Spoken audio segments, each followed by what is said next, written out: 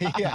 Tapi make sense. Tapi make sense mereka pilih lapu-lapu. Mereka menambahkan elemen stun, elemen CC. Jadi mereka kurang dari segi itu, dari elemen CC cuman Falling Harmon kecil, ejector juga cuman single lock. Jadi dengan ada lapu-lapu ada kemungkinan yang namanya Brave Sparter ketika dikeluarkan stunnya lu connect 2 orang ngarepnya atau bahkan 3 orang. Tetapi tadi ditutup sama Kufra. Oke, ngeliat komposisi kedua tim, Gio, kiri atau kanan? Kiri atau kanan? Gua pilih kanan karena Benedetta di sini akan jadi kuncinya sih kalau menurut gua nantinya. Oke, Red Bull Rebellion untuk Gio. Kalau Choji? Gue lebih milih Geng Kapak karena di mid sampai late game-nya mereka bisa agresif banget cuy.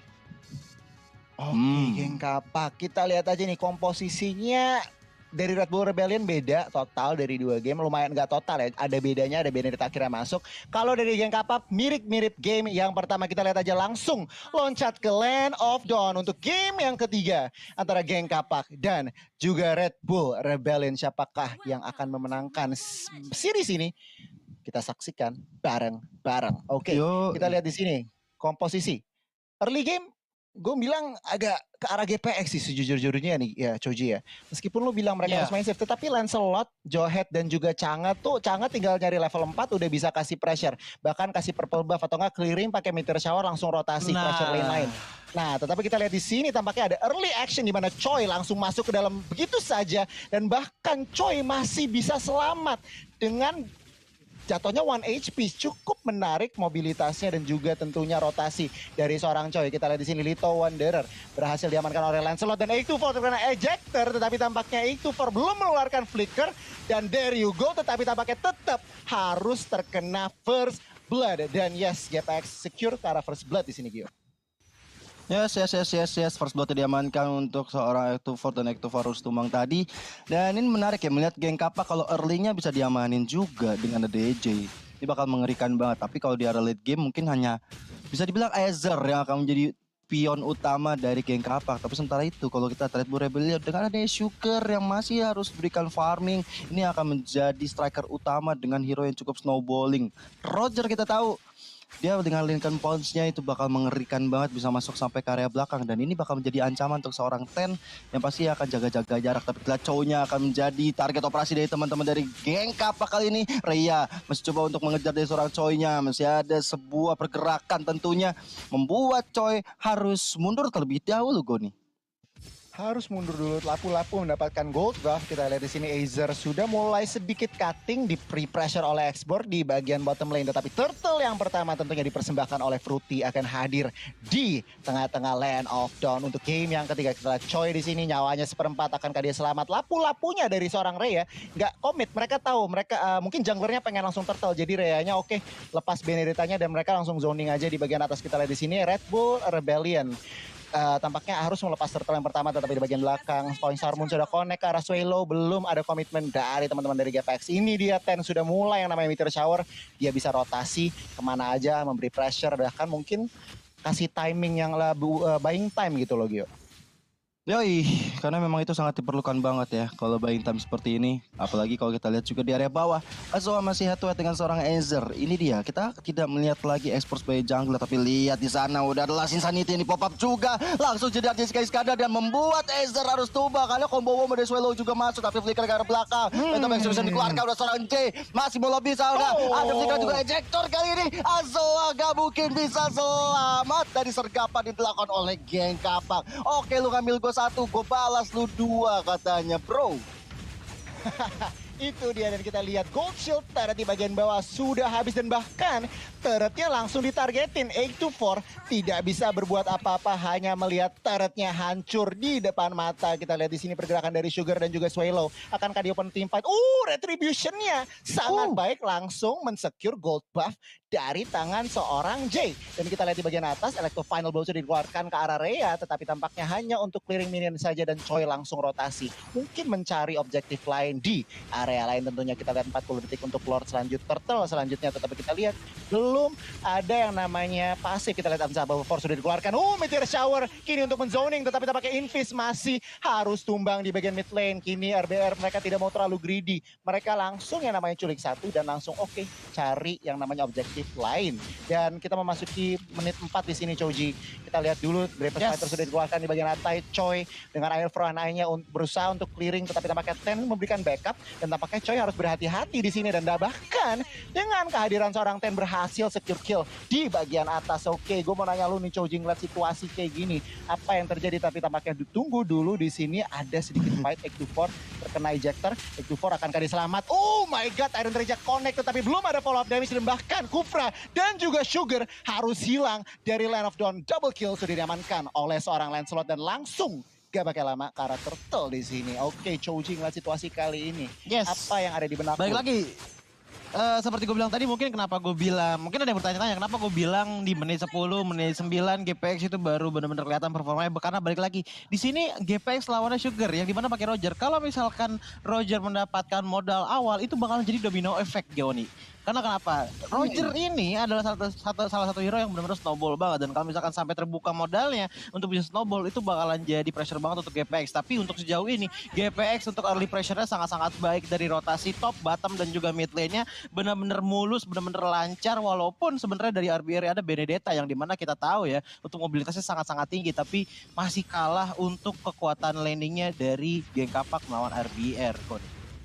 Oke, langsung Sanity untuk secure kill ke arah Azer di bagian bawah. Kita lihat akankah ada kompensasi X24 di bagian 8. Tidak ada teman-temannya Tyrant Rage hanya untuk buying time, tetapi secure kill akan diamankan oleh Jay ke arah X24. Kita lihat di sini Esmeralda tuker Joy, tetapi nampaknya Choi, what are you doing? Benedettanya agak sedikit terlalu agresif, tetapi dengan Eye Foreign Eye-nya berhasil kabur dari situasi yang cukup mencekam di bagian mid lane, Dio.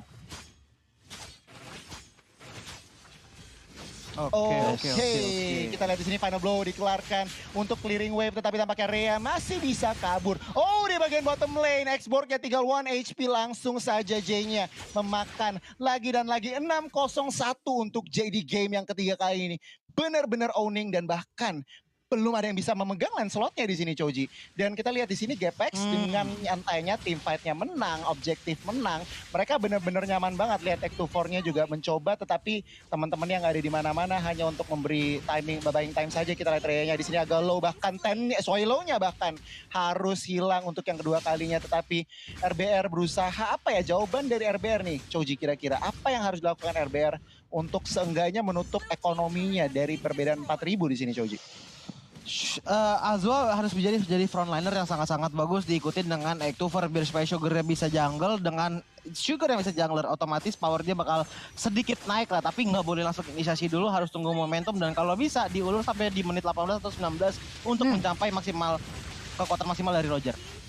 Gue setuju banget, dan itu X24 langsung hilang aja ya, bener-bener ejector sekali langsung di follow up. Dan kita lihat Choi menjadi target selanjutnya, akankah dia survive? Tetapi tampaknya J-nya tershutdown oleh seorang Benedetta. Dan kita lihat Red Bull Rebellion mengetahui hal itu, nggak mau terlalu greedy, mereka langsung mundur. Oke, kita udah dapetin J, akhirnya dia ter-takedown, kita sabar dulu, kita cari yang namanya kesempatan lain. Dan kita lihat di sini Ten lagi dan lagi seorang Chang'e, sangat annoying, sangat mengganggu gitu. Dengan meteor shower-nya tuh harus clear-nya tuh cepat banget, abis itu dia bisa ngapain aja. Dan kita lihat untuk memasuki menit ke-8 ini, Choji dan Choji. Apa yang terjadi di kacamata lo? Kalau misalkan geng kapak bisa menahan momentumnya dengan sangat baik dengan kayak gini nih, tiba-tiba ada cidukan dan juga tim fightnya juga bisa di split dan Sugar nggak dikasih jungle, nggak dikasih snowball, geng kapak kemungkinan besar mungkin kalau gue bilang 65-75% lah bisa memenangkan game kali ini sih, God. Oke, kita lihat di sini Sugar melakukan pounce ke arah Azer, tetapi belum ada komitmen. Mereka mengetahui backupan dari GPX juga ada, jadi mereka tetap berhati-hati, hanya poking damage, hanya clearing lane saja. Mereka benar-benar nahan. Ini outer turret tinggal mid lane ya. Dan kita lihat di sini akan ada pressure ke arah purple buff, tetapi tampaknya GPX juga disiplin juga. Mereka nunggu timing, mereka nggak mau terlalu terburu-buru, tetapi X24-nya agak sedikit tersesat di bagian tengah, akankah di follow up, ada flicker untuk kabur, tetapi tampaknya di sini mereka tidak bisa menahan mid turretnya. Dan kita lihat di sini Azoa menjadi target Lens Insanity hanya untuk mundur dan lagi. Red Bull Rebellion kehilangan space, kehilangan ruang gerak bagi mereka dan GPX. Mereka terus yang namanya memberikan pressure di sini. Benedetta terkena ejector, tetapi tampaknya Ten yang harus mundur mengetahui Choi sudah mulai sakit menit 9 dan alhasil untuk saat ini dari kedua tim mereka cukup nyaman di sini. Choji. Ten sih dari tadi belum tumbang sama sekali, yang membuat dia kelihatan banget untuk zoningnya udah aman banget, udah enak banget gitu. Tinggal nunggu momentum aja sebenarnya dari geng Kapak, dan dari mata Ninja Choji ngelihat kekuatan geng Kapak seperti ini, wah ini bakal jadi berbahaya banget untuk RBR nih. Berbahaya banget, Meteor Shower dikeluarkan, Ecto4 menjadi korban pertama dan kita lihat di sini Azoa masih bisa selamat dan GPX lagi dan lagi benar-benar owning this match. Dan kita lihat RBR nggak ada yang namanya solusi, belum benar-benar susah banget. Karena menurut gue solusinya juga GPX harus blunder, dan untuk sampai saat ini GPX-nya belum ada blunder. Dan kita lihat di sini Phantom Execution dan bahkan Bravest Fighter sudah dikeluarkan, tetapi RBR berhasil yang namanya kiting sidestep untuk menjuk semua skill tersebut. Tetapi Choi berhasil mendapatkan kompensasi di bagian bawah, split turret, dan kita lihat di sini pressure dari GPX langsung inner turret di bagian atas hilang. Dan ya GPX untuk sampai titik ini belum ada blunder, dan itu RBR cuman ngandelin itu mungkin dari dimana ada miss rotasi, miss posisi dari teman-teman dari GPX langsung dimaksimalin. Tetapi untuk saat ini belum ada, GPX mainnya disiplin banget dan bahkan on point banget di sini Choji. Iya, balik lagi kalau misalkan dilihat dalam ninjanya RBR untuk memenangkan game kali ini adalah 3 sih kalau gue lihat. Satu, GPX-nya blunder, yang kedua Sugar-nya bisa sampai ke late game, untuk pokoknya late game lah bakalan kemungkinan ya masih bisa dipegang sama RBR di late game-nya. Dan ketiga, Choi-nya diajak untuk split push seperti saat Red Bull Rebellion mengalahkan Alter Ego hari kemarin gue. Oke ya, kita lihat ya, masih disiplin. Bahkan GPX dengan gold lead yang hampir 10.000, mereka nggak langsung maksa team fight di sini Joji. Dan itu menurut gua bijaksana banget keputusan yang diambil dari GPX. Dimana oke mereka tetap gold lead yang hampir 10.000, tetapi mereka yang nggak namanya tetap serakah maksa-maksa team fight. Dan mereka juga nunggu Lord yang akan hadir dalam 20 detik ke depan. Dan ini menurut gua apa ya, tempo permainan tuh benar-benar dipegang GPX. Mereka udah tahu nge-build up-nya momentum. Sekarang mereka lagi pegang kendali dan mereka sekarang tahu cara mempertahankan yang namanya kendali. Dan kita lihat di sini Ray dan juga Choi sama-sama hanya untuk clearing minion. Dan mungkin tukar-tukaran skill, kita lihat belum ada komitmen dari keduanya tentunya. Dan untuk saat ini 4 member lainnya dari kedua tim udah ada di area lore. Dan kita lihat Ecto4 salah buka lagi dan tampaknya dia harus terpaksa menggunakan flicker untuk kabur, dan itu rugi banget. Kufra tuh nggak bisa yang asal-asal buka kayak gitu. Kalau enggak yang namanya rugi total kayak gitu. Dia mundur terpaksa menggunakan flicker, nggak untuk apa-apa. Dan kita lihat di sini Azoanya 1 HP masih ada Immortal, akankah pecah? Belum. Tyrant Rage connect ke 2 orang, tetapi follow up damage-nya belum terlalu sakit. Bahkan Ecto4-nya yang harus hilang. Sugar menjadi target selanjutnya dan bahkan langsung dieksekusi oleh seorang Lancelot. Dan kita lihat di sini Jay terlalu nafsu, tetapi di bagian belakang tampaknya Johet dan juga Ten hilang dari map. Dan tetapi langsung saja yang namanya lapu-lapu membereskan 3 member dari Red Bull Rebellion. Harus hilang Choi, battle with Azir, tetapi ini membuka kesempatan untuk GPX yang namanya Slay Lord di sini Choji.